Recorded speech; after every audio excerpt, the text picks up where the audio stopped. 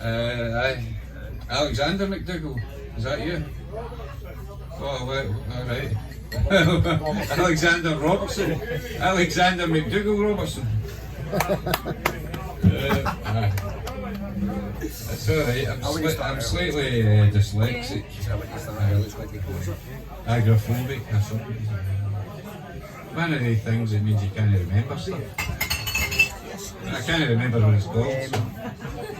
You have a good taste in beer, right? Next one is Alexander Roberson. 5 minutes, Alex. I'll do this in 5 minutes. Good man.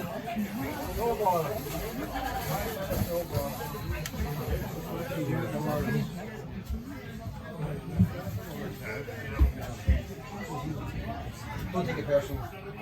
Don't worry. I just want to. Oh, that's all right.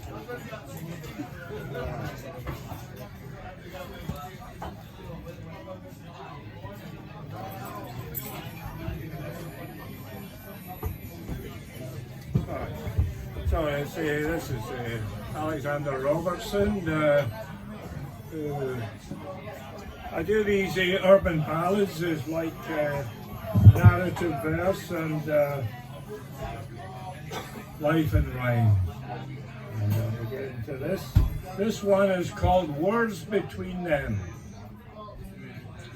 Two strangers meeting in a bar fell into a conversation which hadn't gone far before being stopped on request by one, pressed to answer please by explaining what the other was actually saying.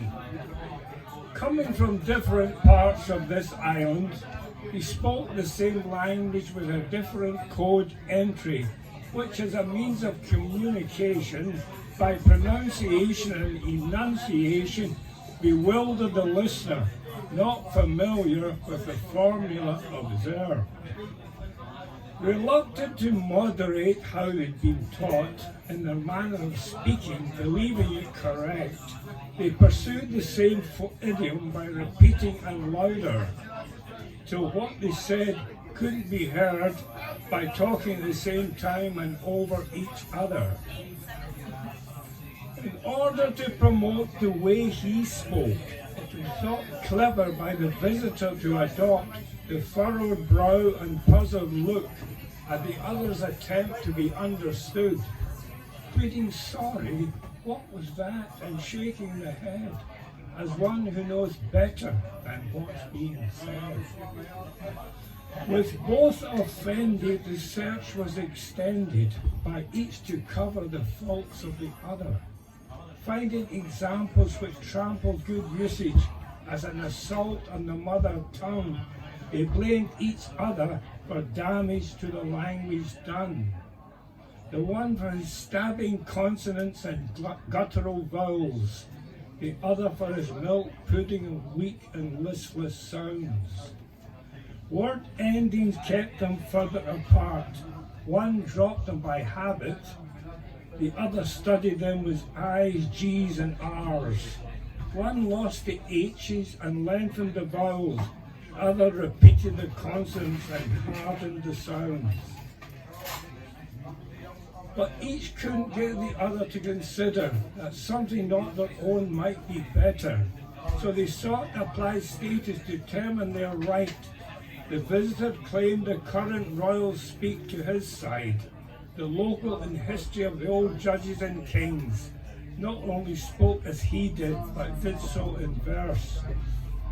But to the letter, neither of them allowed the other to be better.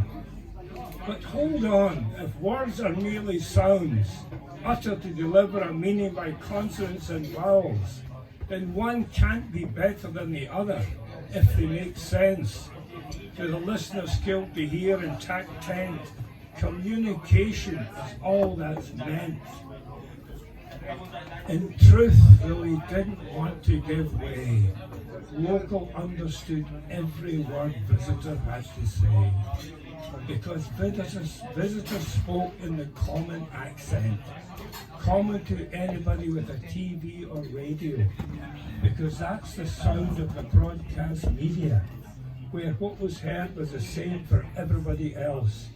in that way being taught whether it was wanted or not, which made the local voice distinctive in its dialect, accent and intonation, a club to which you had to be born, often challenged, often scorned, but something precious that can't be learned, one among other linguistic jewels in this island crown, sparkling for its individuality, forever undimmed, unbowed. Thank you. Yay! That's really good.